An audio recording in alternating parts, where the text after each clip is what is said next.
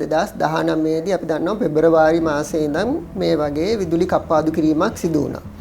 එතකොට අපි ඇහුවොත් එහෙම 2019 ඉඳන් 2022 වෙනකොට අවුරුදු 3ක් ගියා. මේ අවුරුදු 3 ඇතුළත මේ විදුලි කප්පාදු කිරීමේ ප්‍රශ්නය විසඳන්න මොකක්ද කරේ කියලා ඇහුවොත් එහෙම ඇත්තටම කියන්න වෙන්නේ මුකුත් කරලා නැහැ කියලා. ඒකට උන හේතුව තමයි දෙසැම්බර් 3 වෙනිදා වෙච්ච මුළු රටේම බලය නැති වෙච්ච අවස්ථාව. සමහර කට්ටිය කියනවා මේක ඌමනාවෙන් කරයි කියලා. අපි තාම දන්නේ නැහැ. අපි බලාගෙන ඉන්නවා මේ පිළිබඳ වාර්තා වෙනකන්. සිදුවීම උනේ කොත්මලේ බියගම සම්ප්‍රේෂණ බ්‍රහන් කඩාවැටීමකටපත් කඩාවැටීම නෙමෙයි නිෂ්ක්‍රිය වුණා. එතකොට ඒක පිළිබඳ කරපු සමීක්ෂණ වාර්තාවේ අතරමැදි වාර්තාව එළියට අවිල්ලා තියෙනවා. ඒ අතරමැදි වාර්තාවේ කියලා තියෙනවා මේක සැකසහිතයි කියලා. රාජ්‍ය බුද්ධි අංශයට මේක සහ CID එකට මේක විමර්ශනය කරන්න කියලා ඒගොල්ලෝ ඉල්ලලා තියෙනවා. එතකොට ඒකට CB එකෙන් උත්තරයක් දීලා තියෙනවා. ඒ උත්තරය දීලා තියෙන්නේ මේ කිලෝවොට් 220 සබ්ස්ටේෂන් එකක වයර් මාරු වෙලා තියෙනවා කියලා තමයි කියන්නේ. ඉතින් මේක සාමාන්‍යයෙන් ගෙදරක වයර් මාරු වෙච්ච වගේ වැඩක් නෙමෙයි. මේකට මම නම් විශේෂ වගකීමක් ගන්න ඕනි කියලා කියන්නේ මේ විදුලි බල මණ්ඩලයේ ඉංජිනේරු සංගමය. මේක නිලධාරීවාදී මාෆියාවක් කියන එක පැහැදිලිවම කියන්න පුළුවන්. මේ ක්‍රමවේදය 2016 නැවැත්තුවා විදුලි බල මණ්ඩලයේ ඒකමතික තීරණයක් හදා. එතකොට වෙන රටවල් වල ඉතාම වැඩි ප්‍රමාණයෙන් පුනර්ජනනීය බලශක්ති ගහපු කාලය තුත ලංකාවේ පුනර්ජනනීය බලශක්ති සම්පූර්ණයෙන්ම වගේ අඩාල වුණා. 2016 සිට 2022 දක්වා හදිසි විදුලි මිලදී ගැනීම සඳහා එක අවුරුද්දවල කරපු අවශ්‍යතා විදුලි බල මණ්ඩලයෙන් ඉදිරිපත් කරපු අවස්ථාව බලුවොත් එහෙම මෙගාවොට් 1400ක්. දැන් ඔය සුළු පුනර්ජනනීය බලාගාර ක්‍රම නවත්තන්න ප්‍රධානම හේතුව විදුලි බල මණ්ඩලය කියන්නේ මේවා ටෙන්ඩර් හරහා යන්නේ නැහැ. නමුත් අපි අහමුකෝ අපි දන්නවා නොරොච්චෝලේ 4 වෙනි බලාගාරය හදන්න ලෑස්ති වෙලා හිටියා. ඒක ටෙන්ඩර් කරාද? නැහැ. දැනට ලංකාවේ තියෙන විශාලතම පුද්ගලික තෙල් බලාගාරය වෙස්ට් කෝස්ට් බලාගාරය. මේකට ටෙන්ඩර් එකක් තියෙනවද? නැහැ. නමුත් පුනර්ජනනීය බලශක්ති බලාගාරය පොඩි එකක් හරි ටෙන්ඩර් එකක් නැතුව ක්‍රමවේදයක් ඇතුළත ගැහුවොත් ඒකට අපි විරුද්ධයි. ගල් අඟුරු තෙල් අනේ වට ටෙන්ඩර් ඕනේ ඒක කොහොම හරි කරගත්තට ප්‍රශ්නයක් නැහැ. අපේ ලංකාවෙත් මේ පිළිබඳ පැහැදිලි දැක්මක් ජනාධිපතිතුමා ඉදිරිපත් කරා 70% පුනර්ජනනීය බලශක්ති 80% පුනර්ජනනීය බලශක්ති සහ ගල් අඟුරු නැහැ කියලා. නමුත් විදුලි බල මණ්ඩලයේ නිලධාරීවාදය මොකද කරේ? අවුරුදු දෙකක් සටන් කරා මේ 80% ගලව ගන්න. Sri Lanka Business TV with Jayantha Kovilagodage. අයිබෝවන් මේ ශ්‍රී ලංකා බිස්නස් TV ලංකාවේ විදුලි අර්බුදය ගැන කරන වැඩසටහන් මාලාවේ දෙවැන්න මේ වැඩසටහන අපි අද වැඩසටහනට කැඳවා ගත්තේ බලශක්ති විශ්ලේෂක ආචාර්ය විදුර රලපනාව මහතා. අපි කතා කිරීමට සූදානම් වෙනවා ලංකාවේ බලශක්ති අර්බුදය ඇති වුණේ කොහොමද? මේ අර්බුදය වර්තමානයේ වන විට මොන වගේ තත්වයකද තිබෙන්නේ? මේ සඳහා විසඳුම් මොනවාද කියන කාරණය විශේෂයෙන්ම ලංකාවට මේ බලශක්ති අර්බුදයෙන් ගොඩ එන්න බැරිද? ඒ කොහොමද කියන කාරණා පිළිබඳව අපි සාකච්ඡා කිරීමට සූදානම්. අපි ආයිබෝන් කියවෝ පිළිගන්නවා අපගේ වැඩසටහනට. ආයිබෝන් ජයන්ත. ඇත්තටම ලංකාවේ මේ වන විට තියෙන තත්ත්වය ගැන අමුතුවෙන් කියන්න අවශ්‍ය නැහැ. මම හිතන්නේ කවදා විදුලිය කපයිද? තව කොච්චර කාලයක් අපිට මේ විදිහට යන්න පුළුවන්ද? මේ වගේ විවිධ වූ අවිනිශ්චිතතාවයන් එක තමයි ලංකාවේ බලශක්ති ක්ෂේත්‍රයේ තිබෙන්නේ. එතකොට මේ බලශක්ති ක්ෂේත්‍රයේ වර්තමාන අර්බුදය ඔබ කොහොමද විග්‍රහ කරන්නේ? ඔව් ජයන්ත, මේ අර්බුදය අපි ඉස්සෙල්ලා කල්පනා කරන්න ඕනේ මේ අර්බුදය මීට කලින් ඇති වුණේ අවසාන අවුරුද්ද කීයද කියලා. ඒ කියන්නේ 2019 දී අපි දන්නවා පෙබරවාරි මාසයේ ඉඳන් මේ වගේ විදුලි කප්පාදු කිරීමක් සිදු වුණා. එතකොට අපි ඇහුවොත් එහෙම 2019 ඉඳන් 2022 වෙනකොට අවුරුදු 3ක් ගියා. මේ අවුරුදු 3 ඇතුළත මේ විදුලි කප්පාදු කිරීමේ ප්‍රශ්නය විසඳන්න මොකක්ද කරේ කියලා ඇහුවොත් එහෙම ඇත්තටම කියන්න වෙන්නේ මුකුත් කරලා නැහැ කියලා. මොකද එම්ම කාල සීමාව ඇතුළත අපේ පද්ධතියට එක්කහු වුණා පුනර්ජනනීය බලශක්ති ප්‍රභේද කිහිපයක්. නමුත් ඒකත් බොහොම කුඩා ප්‍රමාණයක්. අපි දන්නවා මන්නාරමේ සුළං බලාගාරයක් ආවා. තව පොඩි සූර්ය බලාගාර ආවා. වහල මත සවි කරපු සූර්ය බලාගාර ටිකක් ආවා. එච්චරයි. නමුත් ඒ ප්‍රශ්නේ අදාළව අවශ්‍යතාවයක් නැහැ. අවශ්‍යතාවයක් ඉටුනේ නැහැ. එතකොට මේ අවුරුද්දේ බලශක්ති අර්බුදය ගැන බලනකොට ඒකට ප්‍රධාන හේතුකාරක තුනක් තියෙනවා. අපි තේරුම් ගන්න ඕනේ මේ ජනවාරි මාසේ ඉඳන් විදුලි කප්පාදු කිරීමක් අපේ කොයි කාලයකවත් ඇවිල්ලා තිබුණේ නැහැ. දැන් අපි මේ හේතුකාරක තුනෙන් එකක් තමයි මේ කතා කරේ. මොකද දීර්ඝකාලීනව ඉඳන් බලශක්ති කියන්නේ අපිට විදුලි බලය ඇති කරන්න අපේ බලශක්ති ජනනය කරන බලාගාර ඇති වෙලා නැහැ මේ රට ඇතුළත. එතකොට ඒක පිළිබඳව අපි පස්සේ කතා කරමු ඇයි මේකට හේතුව කියලා. එතකොට මේ පිළිබඳව බලශක්ති බලාගාර අඩු තත්ත්වයක් තියෙනවා. ඒක පළවෙනි කාරණේ. දෙවෙනි කාරණේ තමයි මේ අවුරුද්දේ තියෙන විශේෂිතම ගැටලුව තමයි තියෙන බලාගාර වලින් බලශක්ති ජනනය කිරීමට අපිට අවශ්‍ය තෙල් නැහැ. ඒ තෙල් නැති හේතුව අපිට ඒ පිළිබඳව ගෙවන්න ඩොලර් හිඟතාවයක් තියෙනවා වෙළඳ පොලේ. ඒකින්ද තෙල් නැහැ. එතකොට බලාගාර තිබුණත් තියෙන බලාගාර දුවන්න බෑ තෙල් නැති හින්දා. තුන්වෙනි ගැටලුව තමයි දැන් අපි දන්නවා නොවැම්බර් මාසේ ගිය අවුරුද්දේ අපේ ජලාශ ඔක්කොම වගේ ඉතුරුවා. ඉහළ කොත්මලේ වික්ටෝරියා රන්දනිගල රන්තැඹේ මවුස්ස කැලේ කුකුලේ ගඟ ඔය ජලාශ ඔක්කොම දවස් ගාණක් ඉතුරුවා. ඒ කියන්නේ දෙසැම්බර් මාසේ පළවෙනිදා වෙනකොට 95%ක් ජලාශ පිරලා තිබුණේ. අද වෙනකොට බලන්න 58%ට බහැලා. ඇයි ඒක උනේ? මොකද මේ තරම් ඉක්මනට ජලාශවල තිබුණු වතුර අඩුවීමේ සිද්ධියක් මම දැකලා නැහැ අතීතේ. ඒකට උන හේතුව තමයි දෙසැම්බර් 3 වෙනිදා වෙච්ච මුළු රටේම බලය නැති වෙච්ච අවස්ථාව. සමහර කට්ටිය කියනවා මේක ඌමනාවෙන් කරයි කියලා. අපි තාම දන්නේ නැහැ. අපි බලාගෙන ඉන්නවා මේ පිළිබඳ වාර්තා වෙනකන්. ඒකනේ දෙසැම්බර් 3 වෙනිදා දැන් ඔබ ඔය සඳහන් කරන කුමන්ත්‍රණයක් වෙන්නත් පුළුවන් කියන කාරණය කොහොමද වුනේ ඒක? මොකක්ද ඒ සිදුවීම? සිදුවීම උනේ කොත්මලේ බියගම සම්ප්‍රේෂණ බ්‍රහන් කඩාවැටීම නෙමෙයි නිෂ්ක්‍රිය වුණා. එතකොට ඒක පිළිබඳ කරපු සමීක්ෂණ වාර්තාවේ අතරමැදි වාර්තාව එළියට අවිල්ලා තියෙනවා. ඒ අතරමැදි වාර්තාවේ කියලා තියෙනවා මේක සැකසහිතයි කියලා. රාජ්‍ය බුද්ධි අංශයට මේක සහ CID එකට මේක විමර්ශනය කරන්න කියලා ඒගොල්ලෝ ඉල්ලලා තියෙනවා. එතකොට ඒකට CB එකෙන් උත්තරයක් දීලා තියෙනවා. ඒ උත්තරය දීලා තියෙන්නේ මේ කිලෝවොට් 220 සබ්ස්ටේෂන් එකක වයර් මාරු වෙලා තියෙනවා කියලා තමයි කියන්නේ. ඉතින් මේක සාමාන්‍යයෙන් ගෙදරක වයර් මාරු වෙච්ච වගේ වැඩක් නෙමෙයි. 220 සම්ප්‍රේෂණ පද්ධතියේ වයර් මාරු වෙනවා කියන එක ඉතාලම සරල කාරණයක් නෙවෙයි. ඒක සරල කාරණයක් නෙමෙයි. මොකද ඒක වයර් කරනකොට ඒක පිළිබඳ බලන් ඉන්නවා. ඒක සුපර්වයිස් කරන ඉංජිනේර කියනවා. ඒක කමිෂනින් කියලා ක්‍රමවේදයක් තියෙනවා. ඒවා උලින් මේක අහුුනේ නැත්තේ කොහොමද කියන එක ප්‍රශ්නයක්. දැන් ඔබ සඳහන් කරන්නේ ඒ දෙසැම්බර් 3 වෙනිදා සිදුවුණු සිදුවීම මේ වර්තමාන අර්බුදයට එක් හේතුවක් බවට පත් වෙලා තිබෙනවා කියන කාරණය. අනිවාර්යයෙන්ම මේක හැදෙලා තිනවා. මොකද අපි දන්නවා මේ අවස්ථාවෙත් නොරොච්චෝලේ ජනන යන්ත්‍ර 3 වෙනි එක ඒ දෙසැම්බර් ඒ හදිසි විදුලි බිඳ වැටීම නිසා ඇතිවෙච්ච හානියෙන් තාම ඒක රිපෙයාර් කරලා ආපහු පද්ධතියට එක්කව කරගන්න බැරි වෙලා තිනවා. ඒක විශේෂම ගැටලුව තියෙන්නේ මේ අවස්ථාව වෙනකොට මේකේ ජෙනරේටර් ෂාෆ්ට් කියලා එකක් තියෙනවා. මේක තමයි ජෙනරේටර් එකේ කරකවන්නේ. මේකට හානි වෙලා තියෙනවා. එතකොට ඒකට චීනෙන් විශේෂ ඉංජිනේරුවෝ ගෙනල්ලා ඒක වැද්දුම් කරලා සකස් කරන්න වුණා. එතකොට මේ ජනන යන්ත්‍රය මුලින්ම ජනවාරි මැද ගන්නවයි කියලා තිබුණා. ඒකට කෙරුන්නේ නැහැ. ඊට පස්සේ ජනවාරි 22 කරනවයි කියලා තිබුණා. ඒක කෙරුණෙත් නැහැ. ජනාධිපතිතුමා යන්න හිටියා 26 වෙනිදා. කියන්නේ 26 වෙනිදා බලාගාරයට ඒකත් නැවැත්තුවා. මේක ගන්න බැරි වුණ හින්දා දැන් 30 වෙනිදා කියනවා. මෙතන ගැටලුව මේකයි. මේ ඔය ජනන යන්ත්‍රයේ ෂාෆ්ට් එකක් කියන්නේ මිනිත්තුවකට වර 3000ක් කැරකෙන ඉතා ලොකු විශේෂ බරක් තියෙන යන්ත්‍රයක්. එතකොට මේක සාමාන්‍යයෙන් හැදුවට පස්සේ මේක බැලන්ස් කරන්න ඕනි. නැත්තම් දීර්ඝ කාලීන හානි වෙන්න පුළුවන්. මේක බැලන්ස් කරන්න උපකරණ නැහැ ලංකාවේ.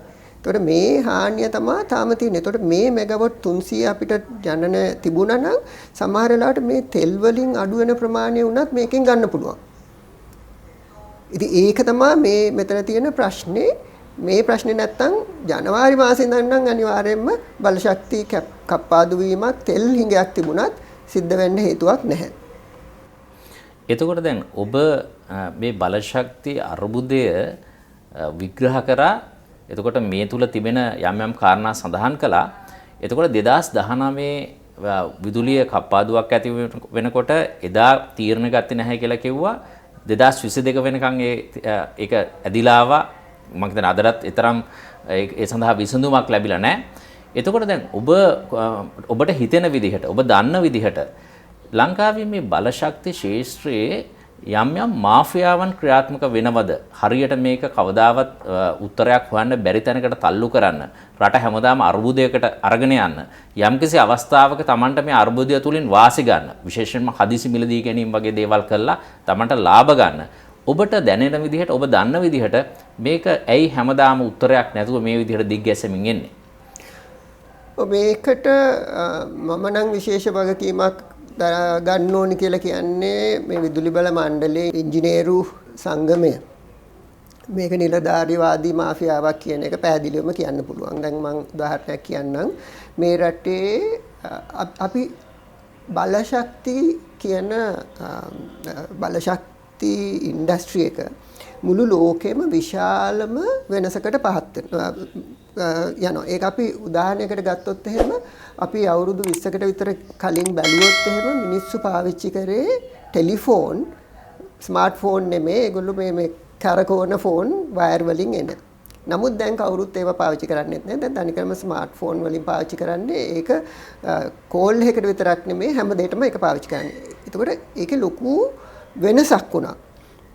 ඒ වගේ වෙනසක් මේ බලශක්ති කේන්ද්‍රයේ වෙනවා. ඒ වෙන්නේ ෆොසිල් ඉන්ධන දහනයෙන් තිබුණු බලශක්ති විශාල වශයෙන් වෙනස් වෙනවා පුනර්ජනනීය බලශක්තිය වලට. දැන් අපි ගත්තොත් එහෙම දැන් ජර්මනියෙන් අලුතින් තීරණයක් ගත්ත 2030 වෙනකොට තමන්ගේ අඟුරු බලාගාර ඔක්කොම වහලා 80%ක් පුනර්ජනනීය බලශක්තිය වලින් ගන්න.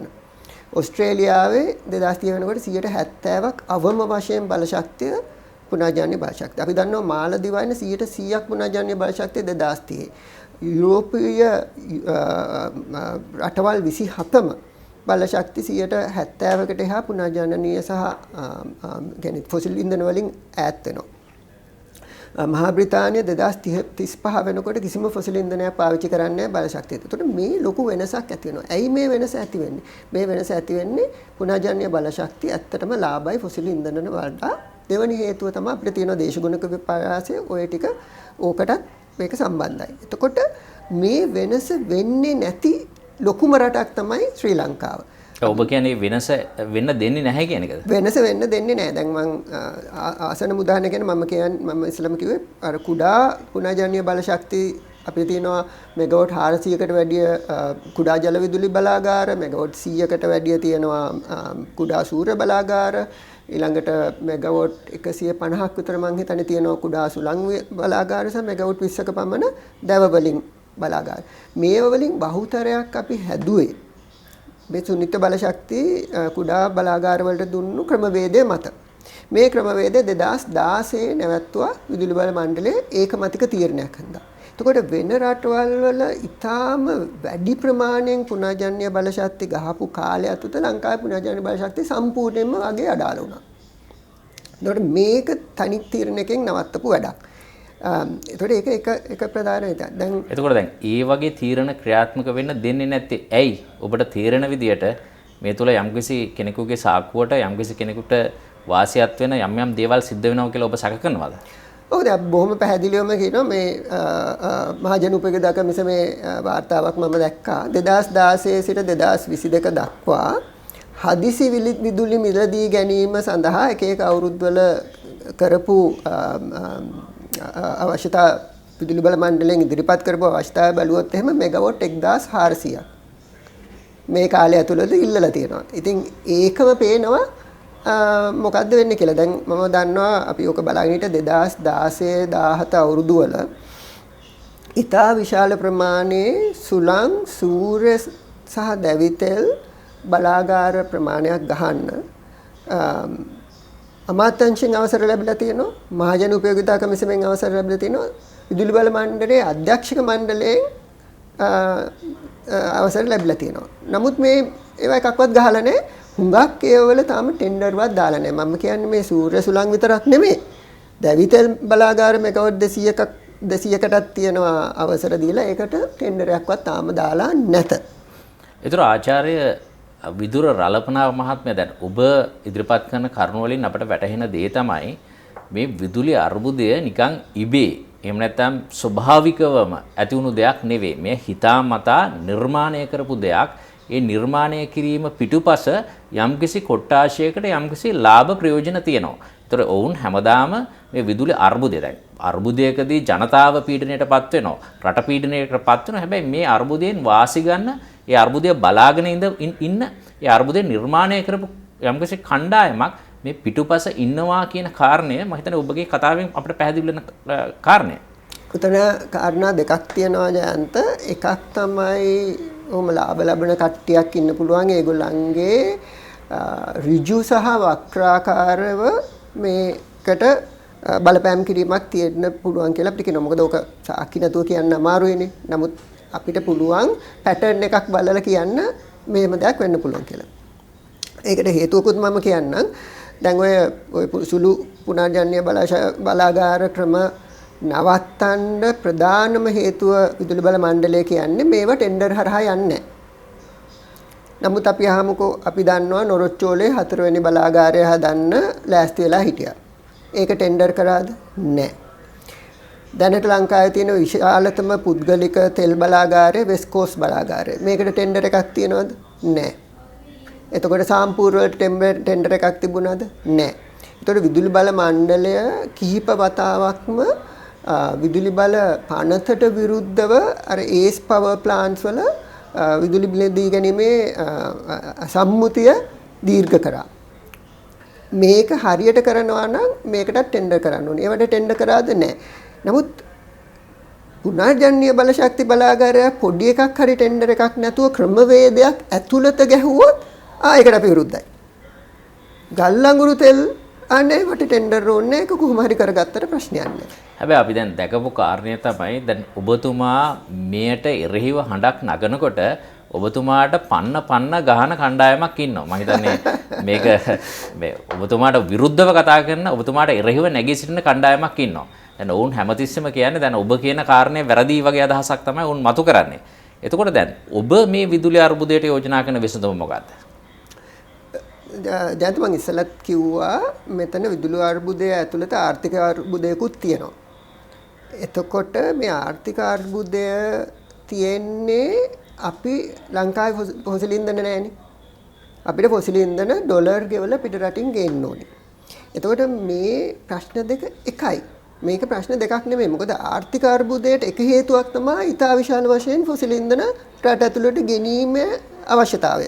එතකොට මේ දෙකේම උත්තරේ තමයි පුනර්ජන්‍ය බලශක්ති විශාල ප්‍රමාණයෙන් කරගෙන යෑම. හරි. දැන් ඒකට මම කියන්නම් කරුණු කාරණා කිහිපයක්. දැනට තෙල් මිල ඩොලර් 90යි.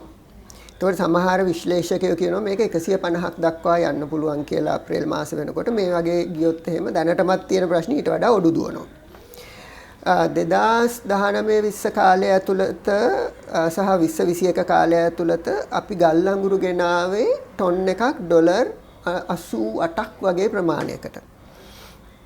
මේ අවුරුදු 2021 අන්තිම මාස 3 වල ගල් අඟුරු ගෙනාවේ ඇවරේජ් වියදම ඩොලර් 170යි ටොන් එකක්. එක නවක් ඇවිල්ලා තිනවා ඩොලර් 232ට.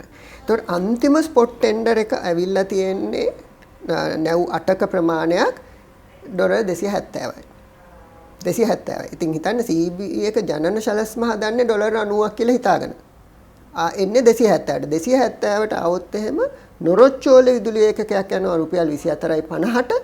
සාම්පූර් ගැන කට්ටිය තාමත් කතා කරනවා පරණ කට්ටිය උඟ ඒගොල්ලන්ට තාම ගල් අඟුරු වලින් එහාට පේන්නේ මේක සාම්පූර් තිබුණා නම් ඒක රුපියල් 5ක විතර වෙනසක් තියෙනවා නොරොච්චෝලට වඩා ඒක රුපියල් 30කට විතර. එතකොට මේක අපිට මහ ජනතාවට දරා ගන්න පුළුවන් වියදමක් නෙමෙයි. ඊළඟට දැන් අලුතෙන්ම විදුලි බල මණ්ඩලයේ අවශ්‍යතාවය LNG නැත්නම් ද්‍රවකත ස්වභාවික වායු. ජනන සැලැස්මේ බැලුවොත් එහෙම ඩොලර් 9යි. මේ මම දැන් ඊයේ බැලුවා මාකට් එකේ ගාන ඩොලර් 28යි. ඩොලර් 28ට අපි ස්වභාවික වායු ගෙවුවොත් එහෙම රුපියල් 60ටවත් ඒකකයක් දෙන්න බෑ. හරි? සුනිත බල ශක්තිය අධිකාරිය මේ EOI එකක් ඒ කියන්නේ ඉන්ට්‍රස්ට් එකක් තියෙන අයට මෙගාවොට් 50කට වැඩියෙන් සූර්ය සහ සුළං බලයට ප්‍රොපෝසල් ඉල්ලලා තියෙනවා. සූර්ය බලයට ඇවිල්ලා තියෙන්නේ රුපියල් 15කට අඩුවෙන්. සුළං බලයටත් ඇවිල්ලා තියෙන රුපියල් 15කට වැඩිවෙන්. මුහුද මත හයි කරන සුළං බලයට ඇවිල්ලා තියෙන රුපියල් 17කට අඩුවෙන්. එතකොට ඔබටම තේරෙනවා ඇති කොච්චර වෙනසක් තියෙනවද කියලා මේ දෙකේ ගණන් ඇතුළත. ඊළඟ වාසිය තමයි මේ සුළං හා සූර්ය බලය මේ කියලා තියෙන ගණන් රුපියල් වලින්. එතකොට ඩොලර් එක කීයට ගියත් මේ ගාණ වෙනස් වෙන්නේ නැහැ. නමුත් ෆොසිල් ඉන්ධනින් මත යැපෙන හැම අවස්ථාවකම ඩොලර් එක වැඩි වෙන්න මේ ගාණ විශේෂයෙන්ම ඉහළට යනවා. එතකොට අපිට පැහැදිලිවම පේනවා මේ ෆොසිල් ඉන්ධන මත යැපෙන්න අපි බලාපොරොත්තු වුණොත් මේක මහ ජනතාවට දරා ගන්න පුළුවන් ප්‍රමාණයකට විදුලිය දෙන්නත් බෑ. ඒ මත ආර්ථික විශාල හානියක් මේ රටට වෙනවා. ඔබ යෝජනා කරන මේ පුනර්ජනනීය බලශක්තිය ඒක විසඳුමක් විදිහට ඔබ යෝජනා කරන්නේ සුළං ඒ වගේම සූර්ය බලයෙන් විදුලිය උත්පාදනය කරලා මේ අර්බුදය විසඳන යෝජනාවනේ ඔබ ඉදිරිපත් කරන්නේ. එතකොට මේ ප්‍රායෝගිකව මේ විදුලි අර්බුදයට කෙටිකාලීනව මධ්‍යකාලීනව දිගුකාලීනව කොහොමද කරන්නේ? ඇත්තටම දැන් යම් මත ඉදිරිපත් වෙනවා සූර්ය බලය. ඒ කියන්නේ වහලවල් වල සූර්ය කෝෂ ගහලා මේ විදුලි අර්බුදය විසඳන්න බෑ.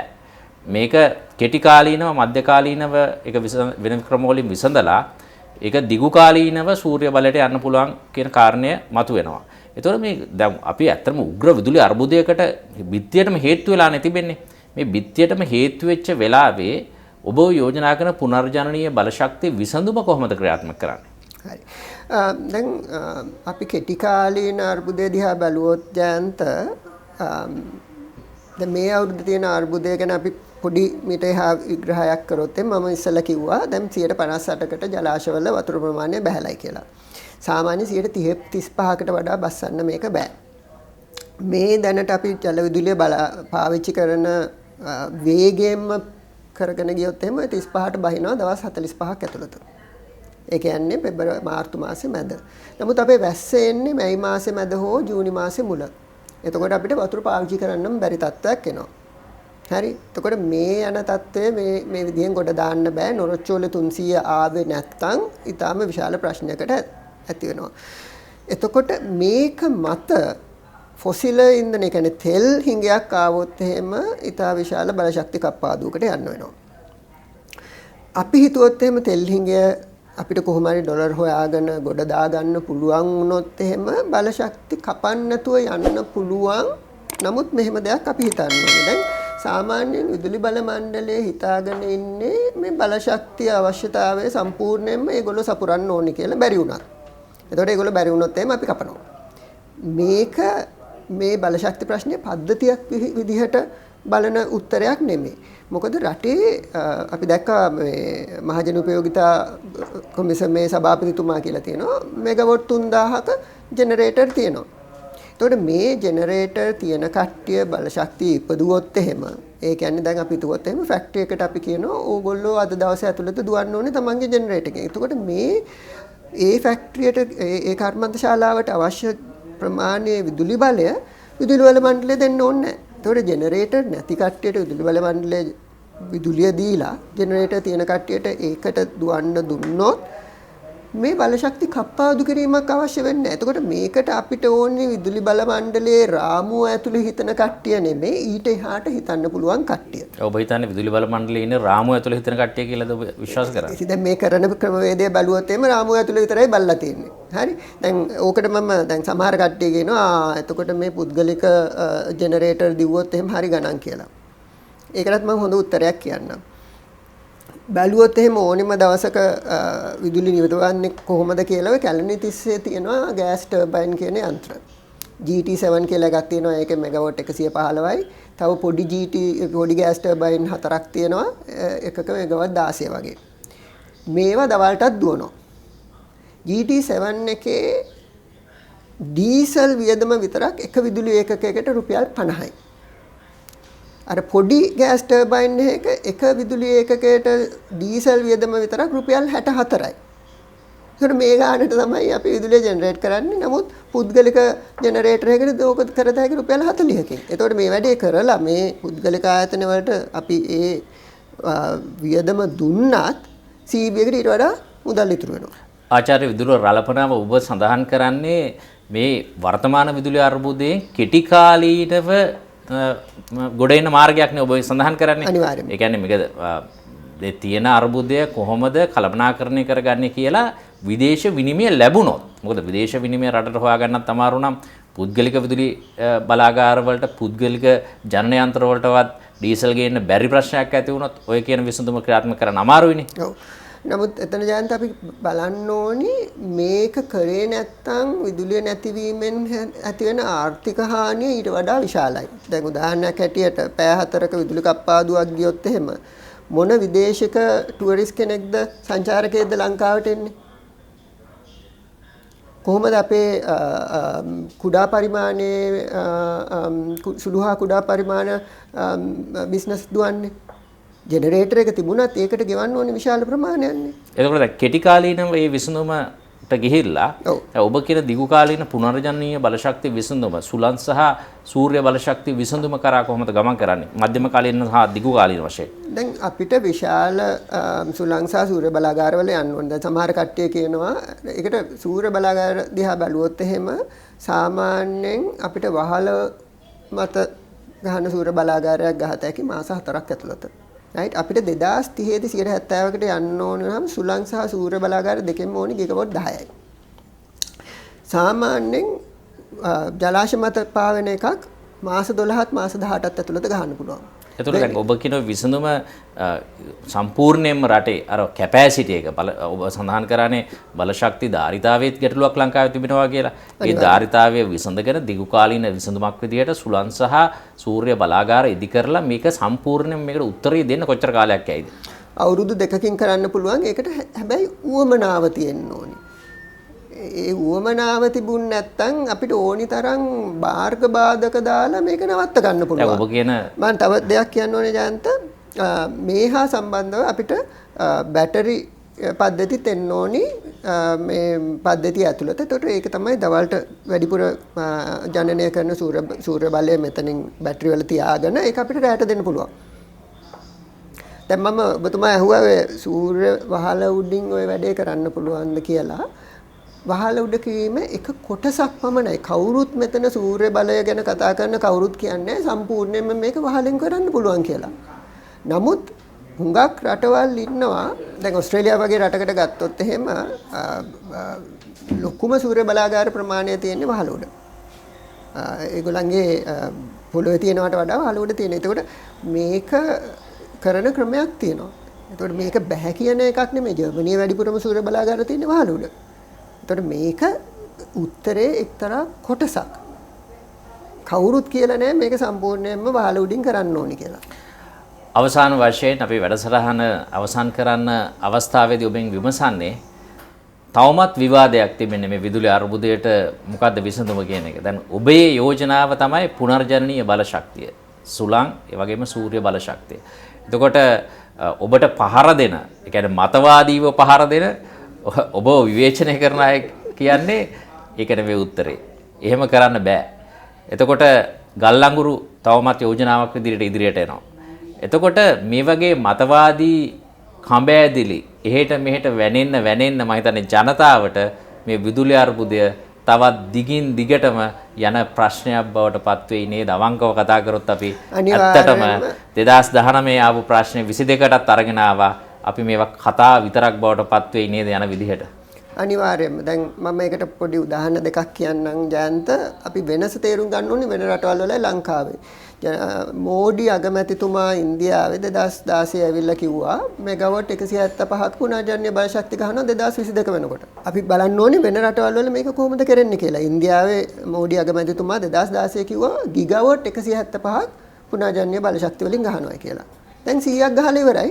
තව ගිගාවොට් 50ක් සූර්ය බල ශක්තිය දැනටම හදාගෙන යමින් පවතිනවා. එතකොට 2022 175 නෑ. නමුත් ඊට ආසන්න ප්‍රමාණයක් එනවා. දැන් මේගොල්ලෝ කතා කරන්නේ ගිගාවොට් 450ක් කොහමද ගහන්නේ 2030ට. නමුත් ඉන්දියාවේ විදුලි බල මණ්ඩලයේ කට්ටිය ඇවිල්ලා කිව්වේ නෑ මේක අපිට එපා. බංග්ලාදේශයේ ගිගාවොට් 10ක ගල් අඟුරු බලාගාර නවත්තුවා ගිය අවුරුද්දේ අගමැතිතුමිය. ඒගොල්ලෝ ස්ට්‍රයික් කරන්න ගියේ නෑ අපිට ගල් අඟුරු ඕනි කියලා. මොකද රාජ්‍ය ප්‍රතිපත්තිය බලන්නේ මේක පළවිදිවත් ඒගොල්ලෝ දේශගුණික විද්‍යාපිපාසය බලන්න ඕනේ ආර්ථිකය ගැන බලන්න ඕනේ මිනිස්සු ගැන බලන්න ඕනේ එහෙමයි පොලිසි ඒ කියන්නේ පොලිසි තීරණ ගන්න. එතකොට අපේ ලංකාවෙත් මේ පිළිබඳ පැහැදිලි දැක්මක් ජනාධිපතිතුමා ඉදිරිපත් කරා 70% පුනර්ජනනීය බල ශක්තිය 80% පුනර්ජනනීය බල ශක්තිය සහ ගල් අඟුරු නැහැ කියලා. නමුත් විදුලි බල මණ්ඩලයේ නිලධාරීවාදය මොකද කරේ? අවුරුදු දෙකක් සටන් කරා මේ 80% ගලව ගන්න. 80 මුලින්ම 70ට ගැලෙව්වා. මේ සටන් කර හිටියා මිසක් මේ ප්‍රතිපත්තිය ක්‍රියාත්මක කරන්න කිසිම පියවරක් ගත්තේ නැත. ඒක පැහැදිලිවම කියන්න ඕනේ. එතකොට දැනුත් කරන්න හදන්නේ මේ ගල් අඟුරු ස්වභාවික වායු එක එක බයිස්කෝප් පෙන්නලා මේ කරන්න ඕනේ රටට සුබදායක වැඩේ නවත්තන එක. එතකොට මේ විදිහට ගියොත් නම් තව අවුරුදු දෙකක් නෙමෙයි අවුරුදු 10ක් වුණත් අපිට මේ විදිහටම හැමදාම විදුලි බල සහ ආර්ථික අර්බුද දෙකම ඇතුලේ හිර වෙලා ඉන්න වෙනවා කියන එක විතරයි මට කියන්න තියෙන්නේ. ලේසියෙන් කරන්න පුළුවන්, ඉක්මනින් කරන්න පුළුවන්, අඩු යෙදමින් කරන්න පුළුවන් පුනර්ජනනීය බල ශක්තිය නවත්තලා මේ ෆොසිල් ඉන්ධන කරා යන එක ආර්ථික, සමාජීය සහ පරිසරවේදී හානියක් මේ නිලධාරී මණ්ඩලය කරන්න ලෑස්ති වෙන්නේ. අපි ප්‍රාර්ථනා කරනවා මේක නොවි රටට සුබදායී දෙයක් වෙයි කියලා ඉස්සරහට. අපි ඔබට බොහොම ස්තුතිවන්ත වෙනවා. අපි වැඩසටහන අවසන් කරන විට සඳහන් කරන්නේ අපි ජනතාව විදියට පාරිභෝගිකයෝ විදියට මේ බයිස්කෝප් බලපු කාලේ ඊටාම ඉක්මනින් අවසන් වෙලා මේ විදුලි අර්බුදය සඳහා විසඳුමක් ලැබෙන්න කියලා අපි ආරාධනා කරනවා. සබ්ස්ක්‍රයිබ් කරන්න ශ්‍රී ලංකා බිස්නස් TV. බොහොම ස්තුතියි.